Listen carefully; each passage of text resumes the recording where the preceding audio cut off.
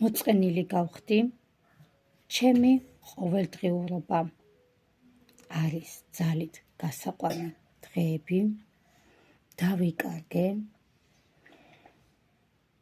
შინაგანად გავხდი დათრგუნული ადამიანი, ჩავიკეტე, ახლა მინდა ადამიანების დანახვა, როდესაც გათენდება, უკვე მას ფიქრობ და ერთი სული მაქვს, როდის დაღამდება. ძალიან ხშირად მომდის მსგავსი SMS-იც და სესიაზეც მქონია მსგავს შემთხვევაზე. და რა თქმა უნდა ეს უფრო მოდის ხოლმე ქალბატონებიდან და მე ეს არ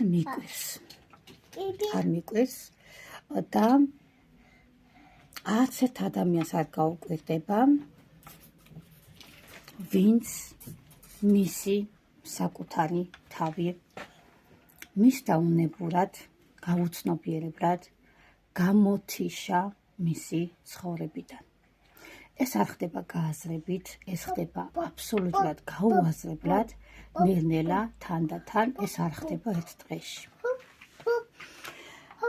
როდესაც ადამიანს გაქვს პატარ-პატარა წვრილმანი დეტალები, რაც შენ გაბედნიერებს, მაგალითად მირთვა ყავა, გაისენო ფეხით, ან თუნდაც ხარ შემოსავლიანი ადამიანი, გაქვს ხელფასი და დიდი ხანია საკუთარი თავისთვის საჩუქარი აღარ გაგიკეთებია, რასაც ადრე აკეთებდი ხოლმე და დღეს უკვე შვილებს უკეთებ, მეუღლეს უკეთებ, სხვადასხვა საჭიროებებში გეხართება შენი თანხები, მაგრამ შენთვის საჩუქრის დრო აღარ გრჩება.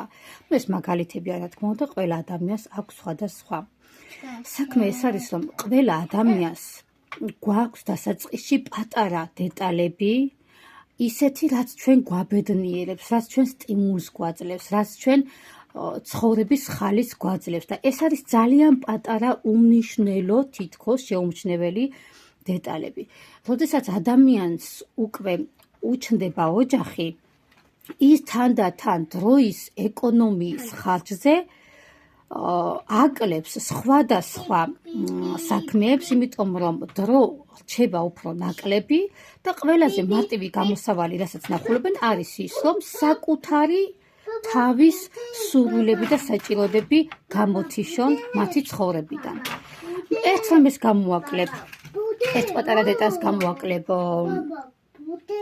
არა უშავს დიდი არაფერი ცვლილება, მეორეს გამოვაკლებ, ცოტას მიხვდები, მაგრამ იმდენად ვერ, მესამეს გამოვაკლებ, მეოთხეს, მეხუთე და ბოლოს გამოვა, რომ შენ ყველა ის პატარა წვრილმანი, რაც შენ გაბედნიერებდა და გახარებდა, უკვე შენი ცხოვრებიდან განდევნილი გაქვს და აბსოლუტურად გადაწყობილი ხარ საჭიროებებზე და ეს საჭიროებები არის შენი საყვარელი ადამიანები, მაგრამ არა შენ. საქმე ის არის, რომ ადამიანებს გვინდა იმ ავტომობილით ვიმგზავროთ, რომელშიც საწვავს არ ჩავასხოთ, მაგრამ ეს არ გამოდის. შენ თუ შენს საკუთარ თავში არ ჩადე რაღაც რესურსი იმისთვის, რომ მან გატაროს, ის ვერ გატარებს. და ერთ დღესაც კი ნამდვილად გონება მოგიწყობს ისეთ საბოტაჟს, როდესაც აღარავინ გენდომება გარშემო, აღარავისი დანახვა აღარ გენდომება გარშემო და კი შენ ჩაიკეტები შენს თავში და გახდები დათრგუნული ადამიანი, რომელსაც უკვე სიცოცხლე ეზარება და ეს მხოლოდ და მხოლოდ იმის შედეგია, რაც შენ გაუცნობიერებლად წლების მანძილზე აკეთე. ამიტომ გამოსავალი რაშია? დაიწყე იმ პატარ-პატარა ნაბიჯების ისევ შენს ყოველდღიურ რუტინაში დაბრუნება, რაც შენს თავს, ესე რომ ვთქვათ, მოპარე ძალიან გაუცნობიერებლად. დააბრუნე შენს ცხოვრებაში ის ერთი ფინჯანი ყავის მირთმევა, რასაც აკეთებდი ძალების აღსადგენად. შენს თავს უყიდე ის საჩუქარი, რაც ძალას გაძლევდა. შენი თავი გაასერნე იქ, სადაც ძალის აღდგენას ახერხებდი ხოლმე.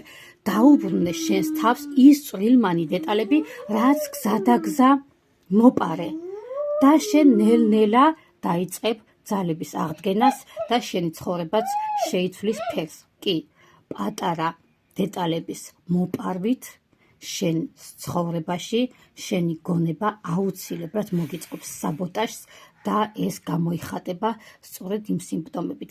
გააკეთე ეს ძალიან ვითომ უმარტივესი ბიჯები, თუმცა ეს არ არის მარტივი, ამას ძალიან ცოტა ადამიანები ახერხებენ, იმიტომ რომ აქ გონება თამაშობს ძალიან დიდ როლს, ეცადე და თუ გამოგივიდა შენ აუცილებლად გამოხვალ მაგ მდგომარეობიდან. აბა წარმატებები ჩიმოძვირფასებოდა დროებით.